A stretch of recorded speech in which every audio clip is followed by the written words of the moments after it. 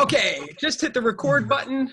Looks like it is working this week. Welcome to the weekly Inside Real Estate Success Strategies webinar. The topic this week is how market conditions, I just made this up, how market conditions affect Facebook Real Estate Edge and what to do about it. And with us, we have Gabe Gervelis from Evocalize. Gabe, you want to tell us a little about yourself and what Evocalize does a little bit? Sure. Evocalize, start there, then I'll tell a little bit about myself. But at Evocalize, we have a embedded marketing technology infrastructure. And what the geeky way to say that would be that we help CRMs, portals, marketplaces, and multi-location brands build advertising products. And so 2 use cases that I can use to explain that in a little bit more detail. And unfortunately, we can't use any of our client names or any of our partner names, but in the portal space, we represent one of the largest real estate portals in the United States. And what happens with the portal is that millions and millions and millions of homeowners come to the portal on a monthly basis to search for homes.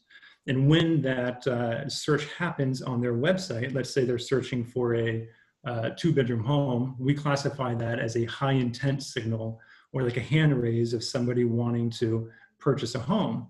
So our technology, we will take all of these high intent signals and build a national audience for that.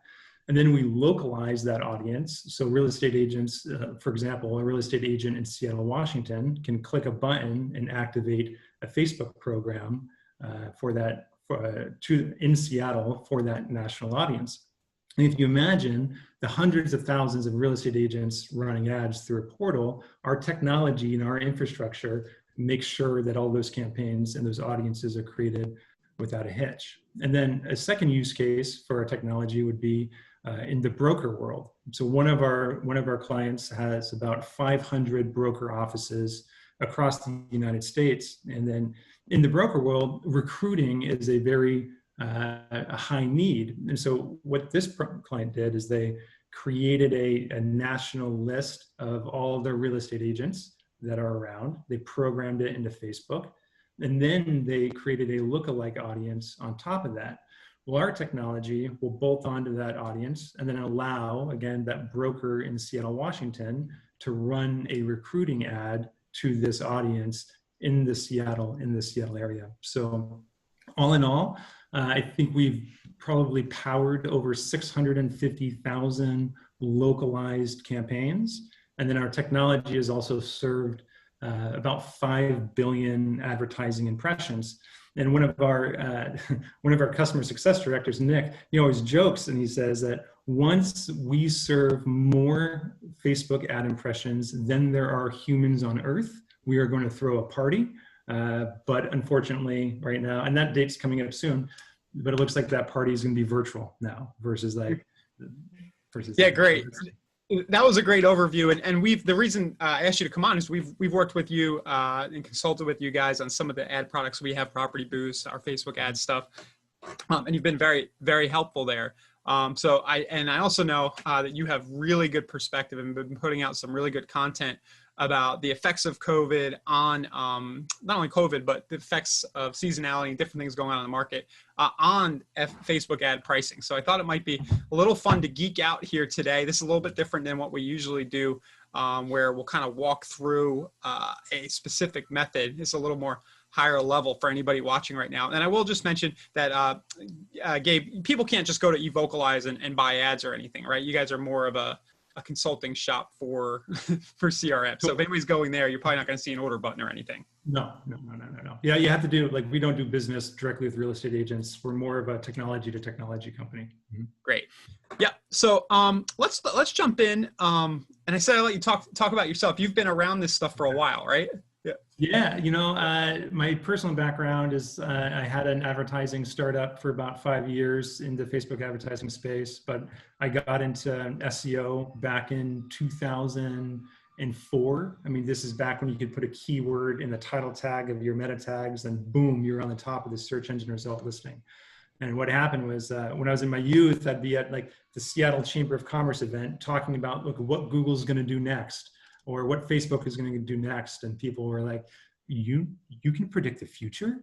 And so I've been like a geek helping people out, or a consultant helping people out ever since. But it's been a wild ride. I think digital advertising, marketing automation, everything has been gone through a lot of changes in the past decade, and pretty exciting to see what the future holds for it as well. Yeah, and there's a ton going on right now. Stuff is happening at warp speed, with the tech and with everything else in the marketplace around Facebook ads in general. So one of the big reasons I asked you to come on is you did this really cool COVID analysis. I think I had done a post. I remember I did a post like 3 or 4 months ago, and then you were like, hey, and then you replied back with this awesome blog post that went really in depth on these effects. So I'm going to bring one of those up if that's cool. Should I bring up June? Yeah. Bring up June. We'll take a look at it's the last one. I can give a little bit of content about it. So the background. So basically, what happened was when COVID hit in late February and March, our team is very, very passionate about the real estate industry, and we don't do business directly with real estate agents, but we wanted to find a way to give back and empower agents and brokers to make educated decisions during this very unique landscape that we've never seen before.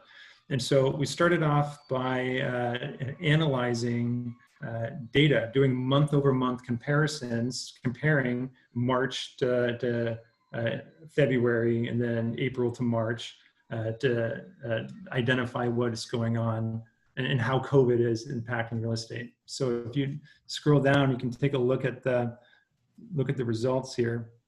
And I can dive into this in a second, but basically here on the left, you'll see the February-March comparison, the March-April comparison, and to the right, those percentages are the month-over-month changes of the metrics on top of it. So like CPM, for example, that is cost per 1,000 ad impressions. It's the unit of measurement that Facebook has on how much media cost. CPC is cost per click, CTR, click-through rate.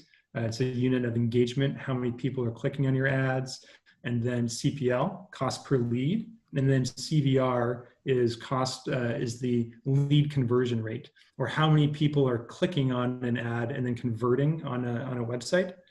And then all metrics that are positive are in green, and then all metrics that are negative are in red, and then neutral metrics are grayed out or in zero. So we've compiled that. And you have a really big ad sample. You have really big samples here, so these numbers should be pretty good. Yeah, I mean, all in all, to date, we've analyzed a subset of our real estate business. We've almost about 400 million ad impressions, and then behaviors. And a behavior is, again, somebody clicking on an ad. Behaviors that have generated almost 190,000 leads through Facebook advertising. So it's a very, very industry unique view of how COVID is impacting the marketplace. Great. And I think I meant to paste this to everybody in the chat, but it might not have gone. I think I made it to all panelists. So there's the link to this, what we're looking at. And just to boil it down, what you just said, basically minus 29%. You want to, so February, March comparison, that means in March, it was 29% more expensive? Well, less expensive. So like going line by line here for a second, the general overview. So what we found is in March, the national state of emergency was declared on March 13th. In month one, when everybody was trying to figure out what was going on, we recorded a 29% decrease in the cost of media. Right? So media got cheaper. And what happened was advertisers in different industries started pooling out. So like all of the travel advertisers are stopped advertising on Facebook. So the demand to buy ad impressions was extremely low. But at the same time, more people started working from home. More people started consuming Facebook and social media. So the amount of impression inventory rose, and that created an extremely large drop in the cost of media. But if in the early stages, you can see in click-through rate, and again, Ryan, feel free to chime in at any time, but click-through rate went down 25%. And what this means is that people stopped, or a lower percent of people started clicking on ads. The cost per lead increased by 15%, and then the conversion rate decreased by 18%. So we think that March happened and everybody just kind of took a step back. to understand what their real estate needs were. But and nobody was thinking about real estate probably. No, for a couple of weeks there. We saw traction, but it wasn't anything like a normal business as usual at all. But then in April, it was crazy. Like we analyzed the data in April, and we saw this huge increase in conversion. And that CVR, you can see it was plus 47%. Like buyer demand and people converting, like all of that pent up demand just came back in a way that we've never seen before. Like going from a negative 18% to a plus 40% is pretty insane. And that you can see that drove the cost per lead down 25% in April. But the interesting thing is that CTR continued to drop. So less people were clicking on the ads, less people were engaging with the ads, but the people who were clicking were converting at these substantially high rates. So this is all conjecture, but I imagine maybe people had nothing better to do. I think about me and my wife sitting on the couch all day, and you see an ad for a house, or do you think there was real intent that people had nothing else to think about maybe, and they started to go into buying mode, which seems to be playing out now that market's hot? It seems to be playing out now, and there's a good thought. And like we can skip ahead to the correlation concept for and we'll return the analysis. But NAR published they have a pending home sales index, and they just came out to say that in May, the month-over-month increase for home sales was a 44.3%. And so this is like the first time that we're thinking that it's the first correlation that we're putting on a high conversion rate in Facebook advertising to pending home sales. And so with our 47% increase, that looks like that generated an extremely high amount of pending home sales as reported by NAR. Wow, it almost, is this a coincidence? It almost matched it. I mean, it almost matched it. It's pretty exciting. Like the NAR just released, they just released their May data. And so we want to keep an eye on this as the months continue, as they continue to publish data to see if this has a possible correlation. If it does, if you go back up to the actual analysis, all the way up to the top of the post, then the trends will follow. So like we recorded month after month after month these higher conversion rates. So again, in May, you can see conversions continued to go up. Right? In May, the cost per lead continued to go down. And then the interesting thing happened here in May, we have a plus 15% click-through rate. And that says to us, like, click-through rate theoretically is like the beginning of the buyer's journey, right? It's that when somebody purchases a home, that's the end of the buyer's journey. But when they start searching online or clicking on Facebook ads, that shows very, very, very early stages of intent. So we're starting to see that come back, and you can still see the effect that had. We had another 24% increase in lead conversion rate and another 22% decrease in the cost per lead. Yeah, so, and I'll mention, this is just the trend is continuing because you've got a plus and then another one. It's kind of like looking at it, like if you trade stocks or something. It's like there's another green bar here. Yeah, it'll be interesting to see what happens next month. Like once we start to get out of the buyer season in summertime, like there's still time to capitalize on this very unique environment in Facebook. Facebook as a vehicle to unlock buyer demand, and that was uncertain for a long time. And that was the goal of this analysis, was just to see if we didn't know what we were going to expect. If everything was just tanking, it would be a different story. But the data tells the story here, right? Yeah, yeah. This is very useful. A couple of things. I remember when I initially made my little video and post, and you guys were doing this. The point I was trying to make was a little self-serving. That it doesn't make sense to let the foot off the gas when it comes to lead generation in general. So my argument was, hey, go keep ordering Property Boost, go keep running Facebook ads. It's a long-term play anyway. And look, the actual, you might get more bang for your buck on the lead cost. Yeah, 100%. And I think you're going to get a lot more bang for your buck in your lead cost, but you're also going to get additional benefits through awareness. And so with everybody else kind of like pulling out of the advertising world, like you'll be front and center. So like the performance, like Property Boost is an amazing system that generates leads, right? But if you think that 10%, like 10% of an audience, a 10% click-through rate, or 10% of people will click on the ad, 90% of that audience, that's brand exposure, right? And that's you being in front of this audience saying that you're front and center. And you can also use that to like become your local expert, to be present. And all of those people who haven't clicked are super top of the funnel. They're just starting their real estate journey. And so to nurture them with real estate ads as you're using your Property Boost to generate demand and actual get leads is a great 1-2 punch. And it's the added benefit of that now as the data support shows. Yeah, and at the time, and maybe still now, a lot of our competition, a lot of other agents were pulling back on their ad budgets. And I was making the argument, hey, this is a good time to actually scale up. If you're thinking long-term, I mean, this click right here isn't money for, in most cases, 12 or more months, right? Let's be 6 to 12 months. Yeah. Yeah. So I guess I'm just saying there's a takeaway here that there's still a vibrant, one of them is that there's still a lot of people out there clicking and searching. As we know, the market didn't go down and it's staying strong. The other thing that you mentioned yesterday that agents could take away from this is that you can take this data and use it to position yourself as an expert.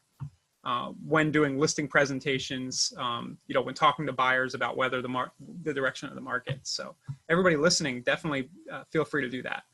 Yeah, and I feel like the one of the ways to do that is to literally grab your cell phone and record a selfie video and talk about it. And now that you're like armed with this data, you can inform your local market that Facebook advertising is unlocking demand in real estate, and you have the tools to make that happen. And if you can use this information to instill confidence to people in your local market, then it will benefit from you in the long term. Once they click to come into your website and then get into the KV Core platform and the lead nurturing systems that you have set up. Yeah, this would be a wonderful, even to print this out and put it in a listing presentation right now, just to show a seller who's maybe on the fence about whether they're going to sell at all. You can make the case here that actually there's a lot of demand, and this might be a great time to have a fast sale. Yeah, it can definitely be used to grab sellers. So like the seasonality prospect of it, if you want to pull up the I think it was the May link that I sent you. When we first started looking at this data, one of our team members flagged it and said, we need to make sure that this is not just basic seasonality trends, because we're getting into the hot buying season in the end of spring. I think it's a little further down. Keep going. Seasonality. Hey, there we go. And so what you're seeing here is it's the same. This is for March to April, but it's this in 2019 is the top row, and then 2020 is the bottom row. And what you're seeing is like extreme differences between what happened in 2019 during the same time period and what happened in 2020 during the same time period. I mean, if you even look at the click-through rate as a plus 81%, that would signal in 2019 that the market is starting to get hotter, right? Like more people are clicking, more people are engaging on ads. So if you're normally seeing a plus 81%, but this year we saw a negative 9%,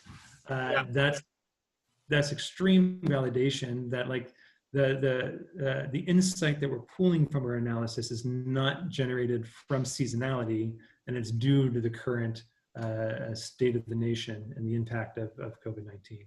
And Judd said in the comments, it was pent up demand from earlier in the year. And this data supports that, that the people who would usually be coming out of the woodwork in the spring season just didn't this year. But what we've seen in the months since is that pent up demand. Coming back out. Yep. Awesome. Okay. Where do we go next here? Let's see.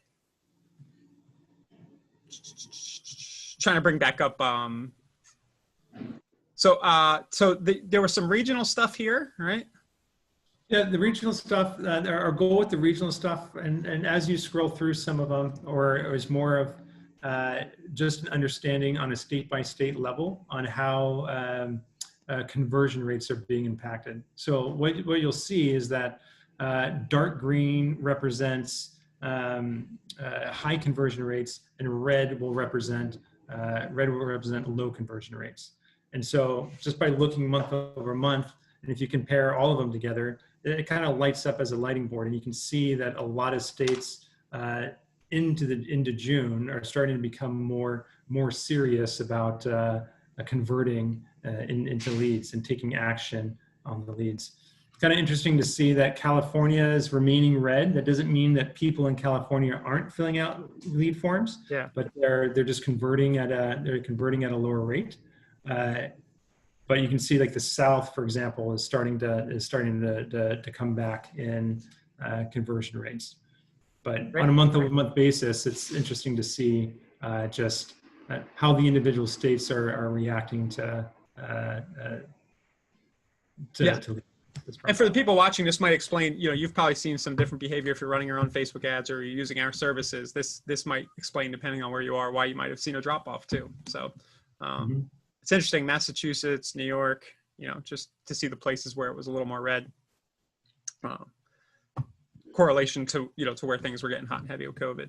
And these are just this is another view, just to kind of see like the trend lines in the cost per lead, or the one above is the CVR, to see like the dramatic, you saw it on the chart, but this is like the increase of conversion rate compared to the national emergency that was declared on March 13th, which coincidentally was my birthday. So I've never had a national emergency declared on my birthday before. So I think this year is pretty unique. It was a Friday, right? Uh-huh. Yeah, mine's exactly a week before, so I remember it too. So yeah, cool. Cost per lead. So here's the cost per lead trend line. That has gone down. Yeah. You're still seeing that going into this month? I'm sure you'll have another report next month, but I haven't seen the data I haven't seen the data coming out from that we'll look at there. So, but I'd assume that things are continuing. I would expect to see that like conversion rates are continuing to increase. The cost of media from the analysis, it looked like the cost of media CPMs was starting to come back to normal levels as pre-COVID. So like that 30% discount on media might not be around for too much longer. But an interesting data point that we found that is not included in this analysis is that when we're comparing media rates from 2020 to 2019, we are still seeing a 50% decrease in media for year over year, which is pretty phenomenal. So even though that like these media rates are starting to come back to normal, Facebook costs in general are down significantly year over year, and we're going to attribute a lot of that. Oh, sorry, go for it. Yeah, I was going to ask what you attribute to. I mean, I'm just going to guess it's either advertisers pulling out. There's more. You tell me. Well, I mean, it's all speculative, but like my gut tells me that it's systems like Property Boost, right? So if you think about the fact that automation is having on sophisticated programs like Property Boost, there is no reason why real estate agents or anybody nowadays should be in a Facebook program clicking buttons to advertise listings and spend their time. Like the best practices behind advertising a listing, they've been identified. Those things are not changing, right? So with Property Boost, I believe you have like a lead conversion ad. It's set up to optimize on lead conversions. You're using real images. Well, all of that is automated. And so as programs become more sophisticated, even with the audiences that they're targeting, they're honing in on these audiences. And so Facebook rewards high-performing programs with low media rates. Before, if you're using just basic interest targeting on Facebook and you're spraying ads across a big thing, you're going to pay a higher cost per media because they're not too relevant to the market. But a system like Property Boost that automates everything, you're inserting these like laser bullet programs into there, and you're seeing better results. So yeah. I don't. I hear. So I'm close to Property Boost. You know, I used to run Property Boost type ads manually, and I've heard it from other agents who've done a lot of Facebook ads on their own who can do it and can get a nice cost per lead and are effective. But I've had a number of people tell me, well, this is way better because I don't have to spend the time, and the leads actually come in the same or cheaper than doing it yourself, usually cheaper. And you're hitting upon why, and that's something I hadn't really considered, is that we're all benefiting, all the Property Boost users, all the KV Core users, we're benefiting from the fact that there are hundreds of other, maybe thousands of other users doing the same thing, and Facebook sees these ads as good. Basically, is what you're saying. No, I feel like the architecture behind the scenes also goes a long way. So, for example, the way Facebook's super powerful machine learning, their black box, their artificial intelligence works is that these powerful algorithms are applied to an ad account. So if you have all of your listings, like for example for Property Boost, that is processing hundreds and hundreds and hundreds and thousands of programs in the same ad account, you have a network effect from all of those campaigns that are being executed. And so like our data set, I feel, is like a little bit biased because we're analyzing data from highly sophisticated programs. We're not analyzing Property Boost data, but it's very similar to that's happening. So once you optimize these programs, you can get better results, and that's reflected in that data point of saying that media rates are down 50% year over year. Yep. Great. And thanks for mentioning Property Boost. Somebody's just asking, can you? The automation that we're talking about in the chat there is the automation of the ad being created. The targeting is all happening automatically. And basically, we're kind of in an age now where the machines can do, for better or worse, they can do a better job than we can if we try to do this ourselves. And we're going to be pulling out our hair, just how arduous it is to go into Facebook and create a lead generation ad, to create the form, to get it live, if they approve it or they don't deny it, and then to go and track and do all the optimization. This is all happening with a click of a button here. Yeah, it's a click of a button. And I think, and again, like the systems like Property Boost, you get the network effect, and you have like the benefit that's happening that IRE is programming in the background. I think that another program that Facebook has, and we can just geek out on automation a little bit, and then Ryan, I believe, and correct me if I'm wrong, you guys might be launching something like this soon, is the Facebook's program they have something called dynamic targeting, dynamic real estate ads. Yep. And then, Facebook invested millions and millions and millions and millions of dollars to create this system, and it's super cool. What it does is it will identify people on your website through the Facebook Pixel, which is already installed through KV Core and Property Boost. But when people search on your website, when they show those high intent signals on your website, like 2-bedroom home or a price range or a school district, Facebook will automatically match that with other listings in the MLS and in the system to create an ad based on that unique user. So now that user leaves your website and they see all these relevant listings that Facebook's black box is matching and utilizing, and they're going to be very similar to those searches. A program like that, like Dynamic Ads for Real Estate, usually will have $100,000 minimum entry to spend, making it out of the range of real estate agents. But when KV Core and IRE build that in the background, every agent will have like access to these highly sophisticated programs, and that is like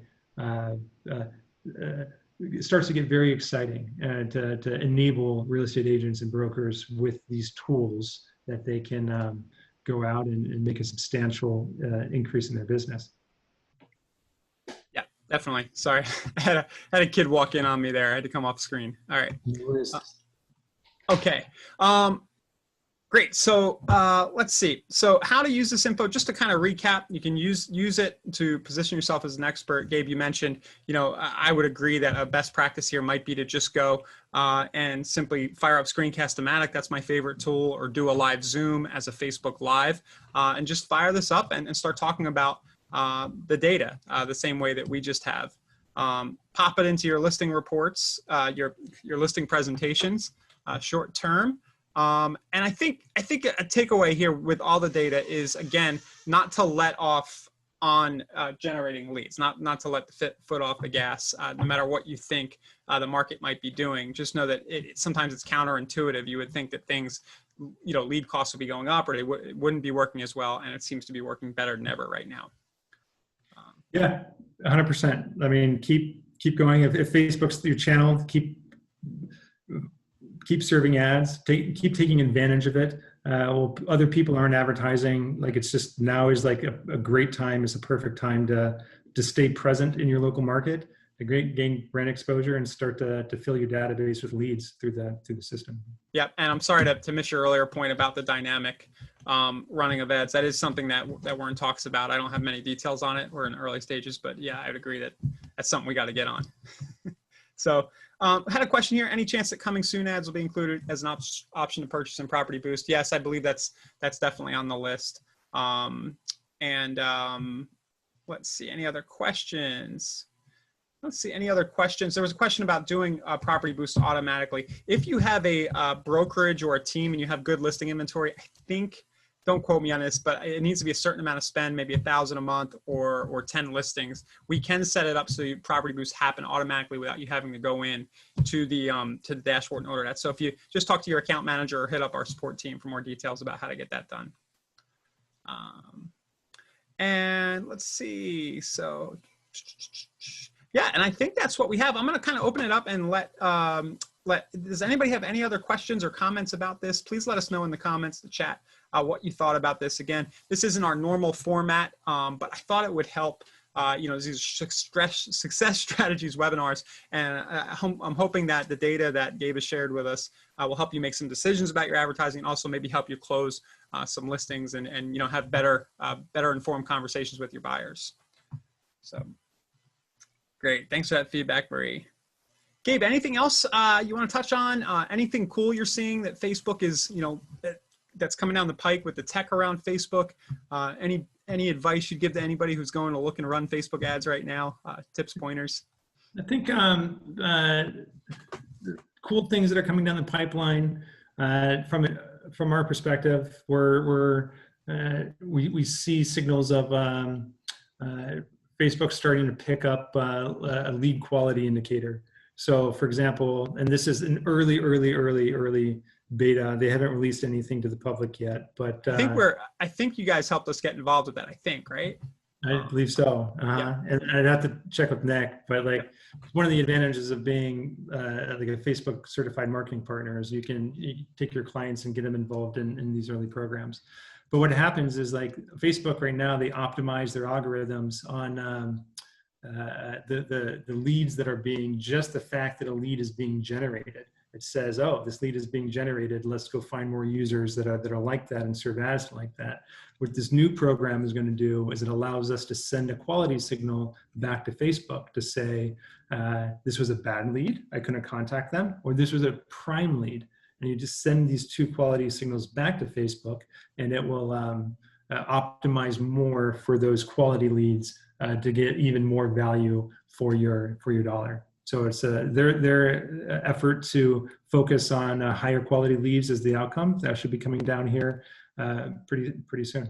Yeah, and I'm not sure how far along we are on this, but to kind of bring this down into KV Core terms, I think the end result here, if we can get it done, would be to signal to Facebook as leads reach different statuses in the CRM. So if somebody reaches client, that's a certain signal. If they're closed, we can send that data back to Facebook, and then Facebook will start to show ads to people who are similar to them. So that's another that's just another level. Imagine you're only showing ads to people who look like the guy who just closed $1 million house with you, for example. So really cool. So a couple questions I'll answer here. Great. Thanks for the comment, Rich, on your property boosts. That sounds like you had a good one. You had a hot one there. Does it customize the ad? Do we have a chance for customization? This is a great question, Lumbros. And I was talking to Gabe about this yesterday. And no, there's no options for customization right now, but you're going to have to trust me on this. And I'm really confident saying it. I might not have been confident saying it a year ago when we started launching these products a year or two ago, but you don't need much customization.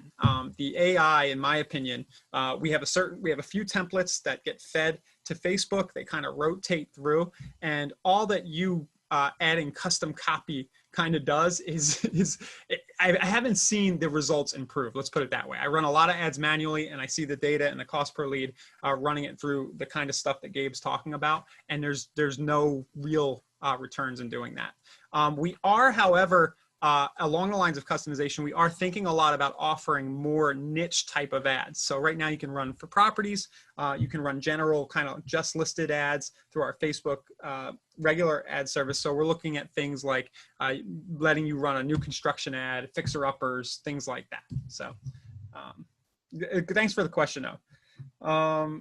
So Sold Ads asking, can kvCORE be set up by Property Boost be set up by me or the support staff? You can just go right into the marketplace page and click on the Property Boost tile, and it's totally self-serve. So anybody with a kvCORE account, you can run it for your listing or for any other listings that you have permission. It's kind of on you to not run another agent's listing without permission, but anything that's actively listed in the MLS will be available to boost.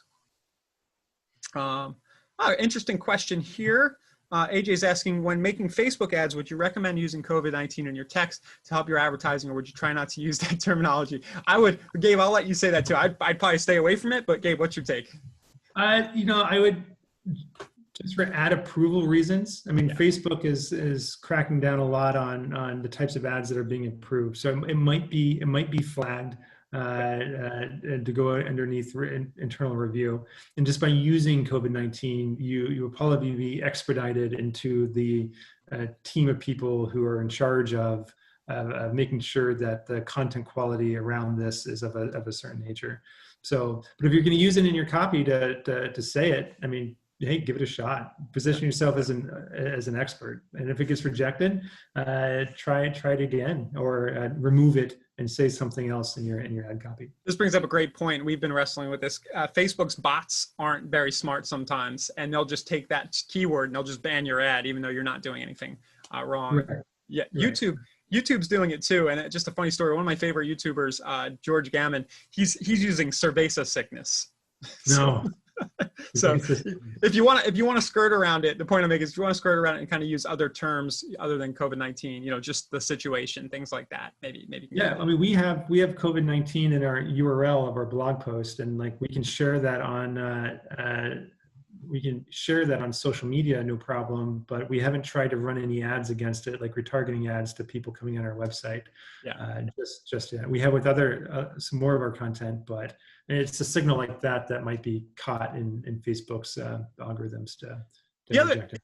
The other thing, for whatever reason, sometimes something you got to be careful too, because you could you can make your ad political for better or worse. You just know where the world's at right now. So just be careful around using it.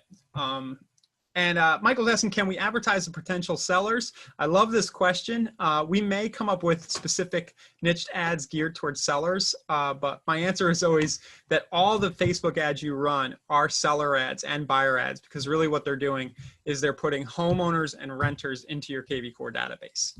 So homeowners who might list with you someday or buy a house with you, and renters who might buy a house. Everybody fits in those two categories. Totally. And again, I'll just really kind of say that again, is like the 10% click-through rate of people clicking on the ads are buyers, but the 90% of people who are not clicking on the ads have seen some sort of signal that makes them either a buyer or a seller. So it would be, even though the ad might not be speaking directly to the seller, you're still getting your face in front of them, you're still getting your brand in front of them, you're still making the brand impression, you're there, you're top of mind. And it will be and they might just click on the ad and come into your website to fill out the contact form. Yeah. Awesome. Well, Gabe, this was great. Thanks again for coming on. Yeah. Hey, thanks for having me. Love geeking out about data. We'll keep sending this your way when we come up with more insight about COVID-19. We'll continue to monitor the situation, and then we'll keep an eye on the correlation with the pending home sales as well. And as things come down, we'll cycle it through. So thanks for having me on. Truly appreciate it. Yep, and thanks for everybody for watching.